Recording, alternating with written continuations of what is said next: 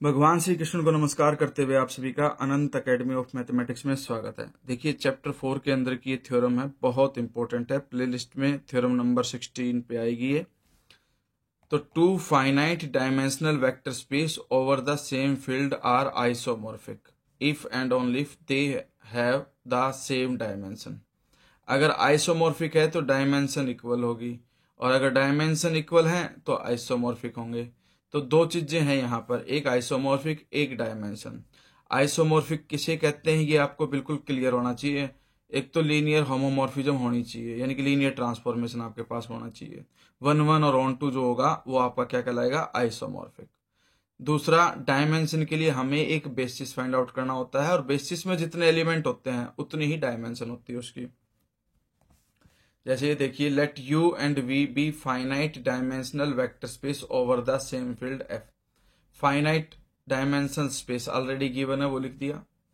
फिर let U is isomorphic to V, ये sign है इक्वल लगा के, एक सिमिलर का साइन लगा रखा ऊपर, आइसोमॉर्फिक का साइन है। Then we have to show that dimension of U equal to dimension of V, ये हमें शो करना है। Since U is isomorphic to V, इसका मतलब है कि show there exist a 1 to 1 यानी कि 1 1 onto linear transformation T from U to V, यानी कि एक ट्रांसफॉर्मेशन होगी फ्रॉम यू से वी की तरफ, वो लीनियर होगी, ऑन टू होगी और 1 1, क्योंकि आइसोमॉर्फिक की डेफिनेशन होती है ये। फिर हमने लिया कि भाई ए कोई सेट है n एलिमेंट्स का, जिसमें u1 u2 un है, और ये बेसिस हमने मान लिया u का। अब बेसिस मान लिया तो जितने इसके अंदर एलिमेंट है उतनी डायमेंशन हो जाएगी u की। n एलिमेंट है तो n डायमेंशन हो गई। अब हम कंसिडर करेंगे b, क्योंकि फ्रॉम u टू v, यानी कि आपके पास जो u1 है ट्रांसफॉर्मेशन में डालोगे तो वो v1 कहलाएगा, यानी कि t ऑफ u1। तो इस तरह से b में एलिमेंट हमने ये लिए, t of u1, t of u2 up to t of un। अब हमें सिर्फ ये क्लेम करना है कि ये जो b है वो बेसिस है, क्योंकि इसमें भी n एलिमेंट है। अगर ये बेसिस हो गया तो v की डायमेंशन भी n आ जाएगी। अब बेसिस के लिए दो चीजें, एक तो सबसे पहले लीनियर कॉम्बिनेशन, दूसरा लीनियरली इंडिपेंडेंट। तो पहले हम इंडिपेंडेंट के लिए करेंगे। देखो, a1 के साथ tu1, फिर प्लस a2 के साथ tu2 plus up to an के साथ transformation of un equal to क्या होगी, 0। फिर उसके बाद हमारे पास ये सारा t तो यहां आ जाएगा, ये a1 u1 plus a2 u2 and so on करके an un इक्वल टू 0 को मैं क्या लिख सकता हूं, t0 लिख सकता हूं। अब 1 1 होने की वजह से जो भी कुछ इसके अंदर है वो किसके इक्वल आएगा, 0 के इक्वल आएगा। तो यहां पर यही बताया गया है कि t of a1 u1 plus a2 u2 plus an un equal to 0, और 0 को t0 लिखेंगे। अब ये आपके पास आइसोमॉर्फिक था, 1 1 भी होगा, और 1 1 में क्या होता है कि अगर T U equal to T V है तो यू और वी इक्वल होंगे। तो इस तरह से जो टी के अंदर है वो किसके इक्वल आएगा, 0 के इक्वल आएगा। और u1 u2 un बेसिस जो है उसके एलिमेंट है, तो वो लीनियर कॉम्बिनेशन ऑटोमेटिकली क्रिएट करेंगे और लीनियरली इंडिपेंडेंट होंगे। और लीनियरली इंडिपेंडेंट में सारे स्केलर किसके इक्वल होते हैं, 0 के इक्वल होते हैं। तो इस तरह से सारे स्केलर 0 आ गए, तो जो b है वो आपका क्या बन गया, लीनियरली इंडिपेंडेंट, क्योंकि उसी के अंदर हम स्केलर a1 a2 an लेके चले थे। अब हमें शो करना है कि b स्पेंस v, यानी कि v का एलिमेंट लीनियर कॉम्बिनेशन क्रिएट करेगा b के एलिमेंट का। तो v belongs to capital V, b arbitrary. Then since t is onto, अगर ऑन टू है तो transformation of v equal to u जरूर आएगा। तो नहीं sorry, transformation of u equal to v जरूर आएगा, क्योंकि v के रिस्पेक्ट में एक प्री इमेज जरूर बनेगी। तो t of u equal to v, ये कंडीशन आएगी। फिर a is basis of u, so u belongs to capital U, can be expressed as. अब a जो है वो बेसिस है किसका, u का, और ये एलिमेंट u से बिलोंग करता है। इस तरह से जो ये u है ये a के एलिमेंट का बेसिस होने की वजह से लीनियर कॉम्बिनेशन शो हो सकता है। तो b1 u1 plus b2 u2 plus bn un where bi belongs to f। अब हमारे पास ट्रांसफॉर्मेशन ऑफ u जो है वो किसके इक्वल है, v के इक्वल। तो u की जगह पे उसकी वैल्यू डाल दी। फिर ये ट्रांसफॉर्मेशन में b1 b2 bn सब बाहर आ जाएंगे, इक्वल टू v रहेगा।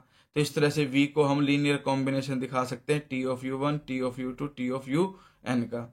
तो इस तरह से इंडिपेंडेंट पहले शो हो गया था, लीनियर कॉम्बिनेशन अब क्रिएट हो गया, तो b स्पेन करेगा किसको, v को, और b जो है वो लीनियरली इंडिपेंडेंट, और स्पेंस v करने की वजह से आपके पास b जो है वो क्या कहलाएगा, बेसिस ऑफ v कहलाएगा।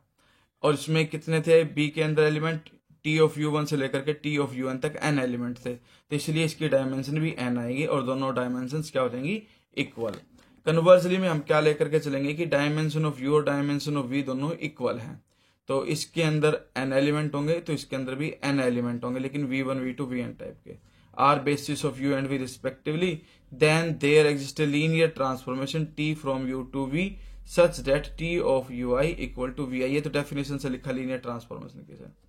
अब u बिलोंग करता है u से, ठीक है, तो वो आपके पास क्या होगा, उसका जो बेसिस है उनके एलिमेंट्स का लीनियर कॉम्बिनेशन होगा, तो u को लेफ्ट में लिखेंगे, फिर a1 u1 plus a2 u2 plus up to an v un तक, और वो किससे बिलोंग करेगा, u से, क्योंकि ये आपका u से बिलोंग करता है। दोनों तरफ transformation, transformation of u is equal to transformation of a1 u1 plus a2 u2 up to an un। अब लीनियर ट्रांसफॉर्मेशन होने की वजह से a1 bar t of u1, फिर a2 बार t of u2 up to an बार t of un। अब हमारे पास t ऑफ u जो है वो लीनियर कॉम्बिनेशन आ गया इन vn वेक्टर्स का, यानी कि v1 v2 vn वेक्टर्स का। So T U belongs to v, किससे बिलोंग करेगा, v से बिलोंग करेगा। तो now we show that t is 1 to 1। अब हमें शो करना है कि 1 to 1 है, तो उसके लिए हम क्या करेंगे, दो एलिमेंट लेंगे, एक u और एक u डैश, और दोनों ट्रांसफॉर्मेशन के अंदर डाल करके इक्वल रख देंगे हमको कि दोनों इक्वल हैं। अब ये अगर इक्वल हो गए तो t of this is equal to t of this, दोनों एक दूसरे की ट्रांसफॉर्मेशन भी इक्वल होंगी। फिर इसके अंदर क्या हुआ, a1 bar t of u1, a2 बार t ऑफ u2, an बार t ऑफ un, सेम इधर वाले केस में हो गया। अब सबको लेफ्ट में लेकर के आ गए, इन दोनों में से तो टी u1 कॉमन, तो वो a1 माइनस a1 डैश, फिर नेक्स्ट वाले में t2 common, t of u2 common, तो वो a2 माइनस a2 डैश, इस तरह से an माइनस an डैश। अब जो ये एलिमेंट थे बेसिस होने की वजह से इनके जो स्केलर होंगे, यानी कि ये जो स्केलर होंगे ये सब क्या होंगे, equal to zero. Equal to zero होने का मतलब है each A I equal to A I dash for all I 1 to 3 up to n तक, ठीक है। तो इस तरह से आपके पास u और u डैश दो अलग अलग ना होकर के सेम ही है, क्योंकि दो स्केलर्स अलग अलग लेके चले थे, दोनों इक्वल आ गए, तो t11 भी हो गया। अब ऑन टू के लिए हम क्या करेंगे, v बिलोंग करता है v से, और वो n एलिमेंट्स का लीनियर कॉम्बिनेशन क्रिएट करेगा, क्योंकि बेसिस का एलिमेंट लेकर के चले थे। फिर v1 का मतलब t ऑफ u1, v2 का मतलब t ऑफ u2, और vn का मतलब t ऑफ un। फिर ट्रांसफॉर्मेशन में t बाहर आ जाएगा, लीनियर होने की वजह से b1 b2 bn सब अंदर जाके ऐड हो जाएंगे इस तरह से। तो आपके पास कंडीशन क्या आ गई कि हर u के लिए एक v जो ब्रैकेट के अंदर है वो v हो गया, यानी कि सॉरी u हो गया, तो t of u equal to v, तो ये किसके इक्वल हो गया, u मान लिया, तो हर v के लिए एक u आ गया, so it is onto, यानी कि t is onto. Onto होने का मतलब है वो बेसिस बन जाएगा, बेसिस में जितने एलिमेंट वो डायमेंशन बन जाएगी। अब उसके अंदर थे n एलिमेंट, इसीलिए अब हमारे पास क्या आ जाएगी कंडीशन, u और v आइसोमॉर्फिक हो जाएंगे।